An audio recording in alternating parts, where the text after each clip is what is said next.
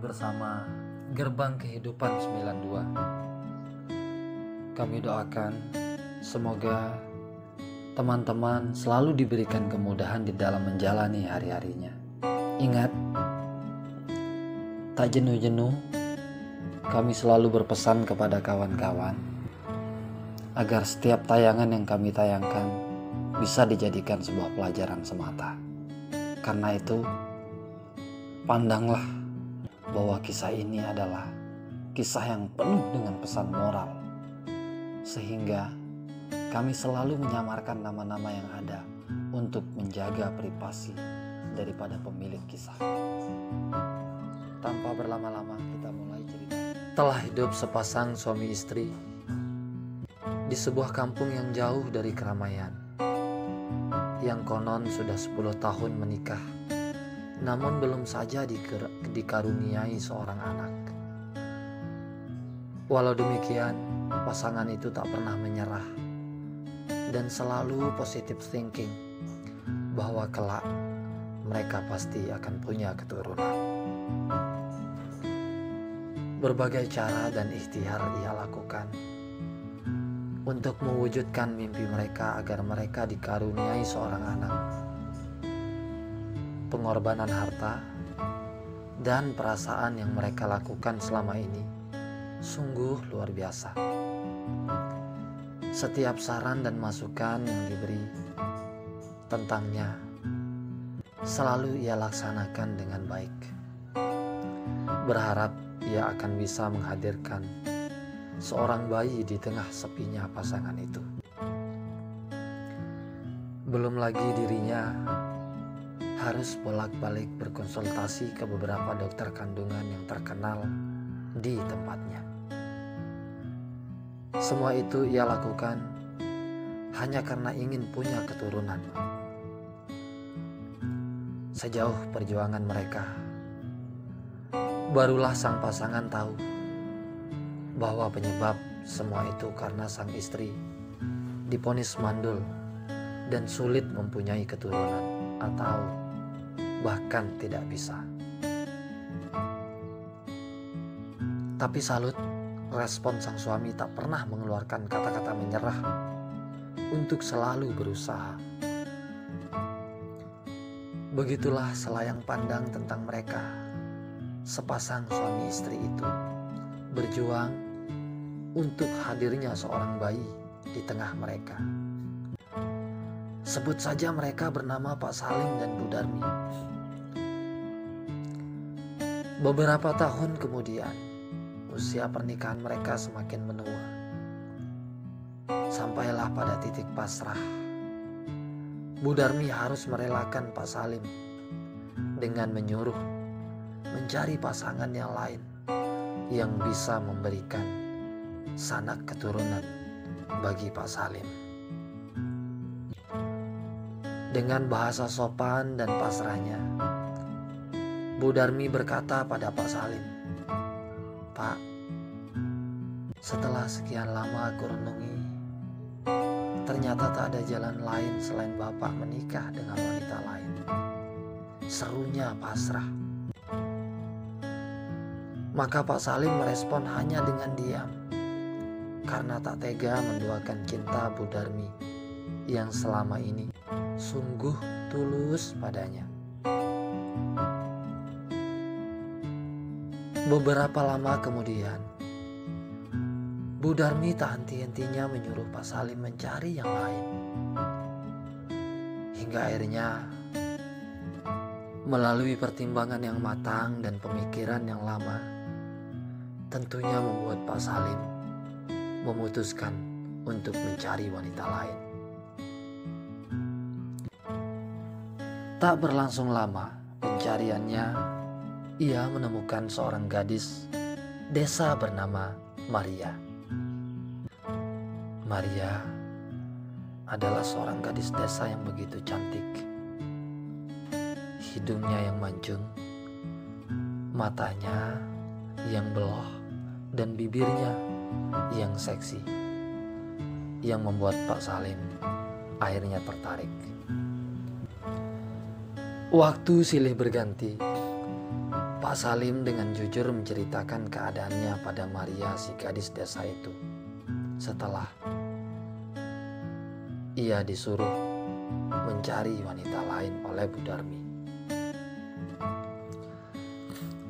Hingga akhirnya meskipun sedikit berat hati Maria menerima Pak Salim yang sudah beristri, namun karena lama-kelamaan mereka berhubungan, maka timbullah rasa cinta yang mendalam. Seperti pepatah Jawa mengatakan, Witing Trisno, Jalara Suko Kulino. Hadirnya cinta sebab sering bersama. Begitulah kata-kata yang pas buat mereka. Selain itu tak kalah penting dukungan tulus Bu Darmi membuat hubungan keduanya semakin matang untuk menikahi Maria. Namun menjelang pernikahannya ada sedikit pesan singkat dari Bu Darmi pada Pak Salim yang berisi, Bapak harus adil dan siap bermadu. Begitulah pesan singkat dari Bu Darmi pada Pak Salim. Tanpa rasa berat, Pak Salim pun menyetujuinya sembari memegang tangan Bu Darmi sambil berucap, cinta Bapak hanya untukmu, Bu. Dan Bapak menikahkan karena restu Ibu. Dan Bapak hanya ingin punya keturunan. Itu doang, tegas Pak Salim pada Bu Darmi. Hal itu membuat Bu Darmi semakin yakin bahwa kelak jika Pak Salim menikah, ia tak akan mungkin menelantarkannya, apalagi akan berbuat tak adil padanya. Aduh, Pak Salim jadi harus tinggal satu atap, ada 3 cinta. Begitulah kata mutiara cinta buat mereka. Berlalu seminggu lamanya, Pak Salim mengutarakan dengan serius niat baiknya pada Maria, serta memberitahunya tentang apa yang dipersyaratkan padanya. Maka Maria tak berpikir panjang. Maria pun dengan tulus dan ikhlas menerimanya, walau harus dimadu.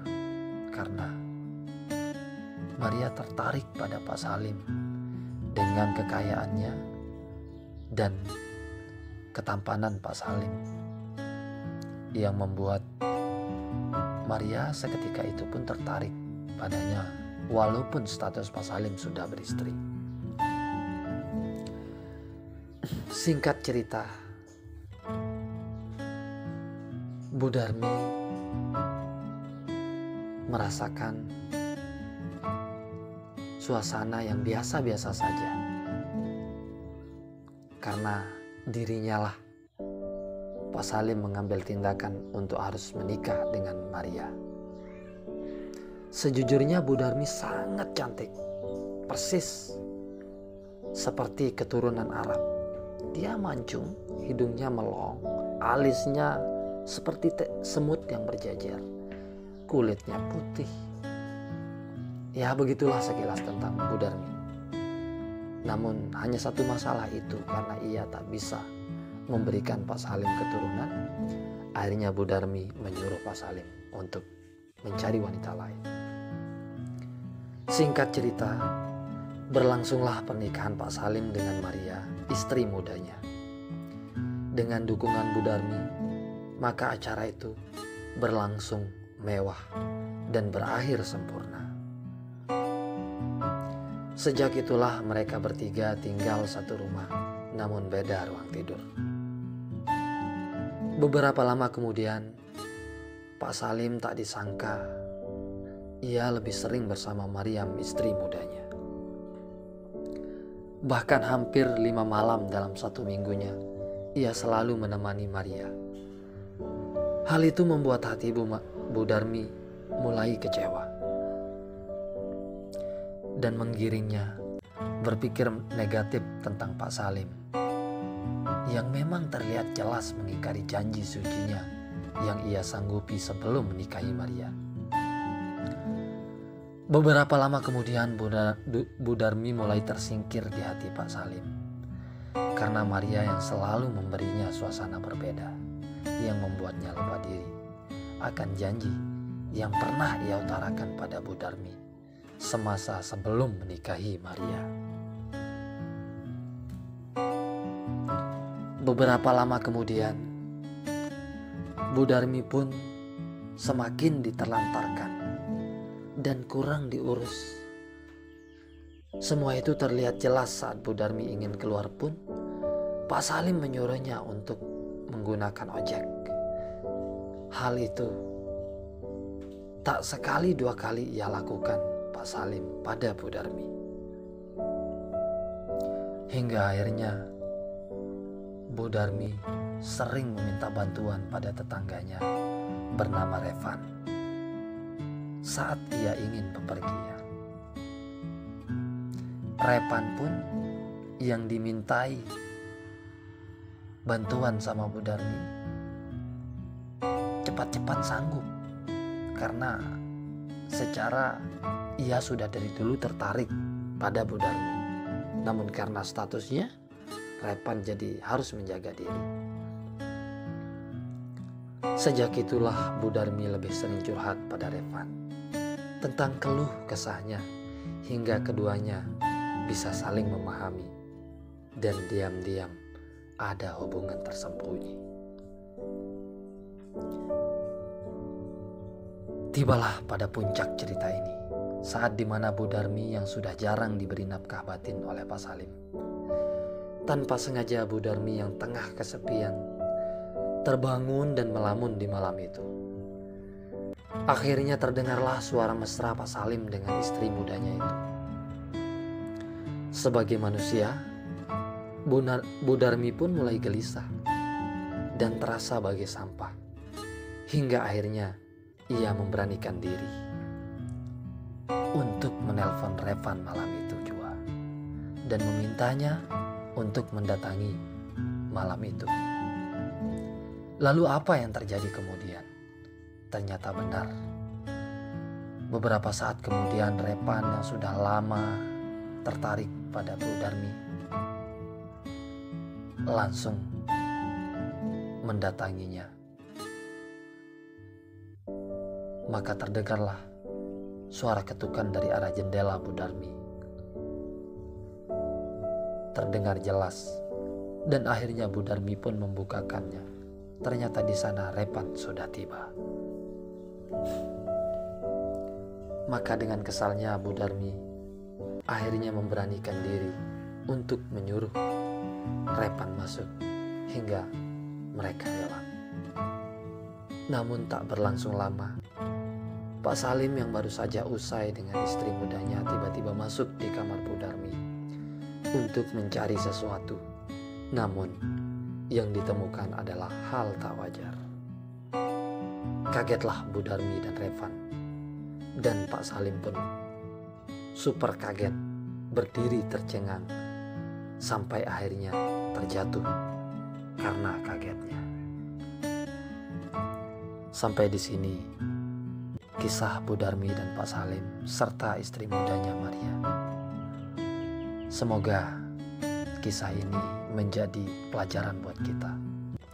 Dan kami berharap kepada teman-teman untuk komen di kolom komen yang sudah tertera. Kira-kira kalau kalian berada di posisi ini, bagaimana tindakan Anda? Agar kami lebih semangat membuat konten-konten yang bermanfaat untuk kalian tonton. Tentu pesan moral yang ada di cerita ini adalah jangan pernah menelantarkan istri kita. Bersifatlah adil pada istri kita, baik satu maupun yang punya dua istri, agar tidak terjadi seperti yang ada dalam kisah ini. Terima kasih telah tonton video ini. Kisah-kisah yang ada di video ini murni kisah nyata kehidupan. Karena itulah pesan kami, ambil positifnya, buang jauh-jauh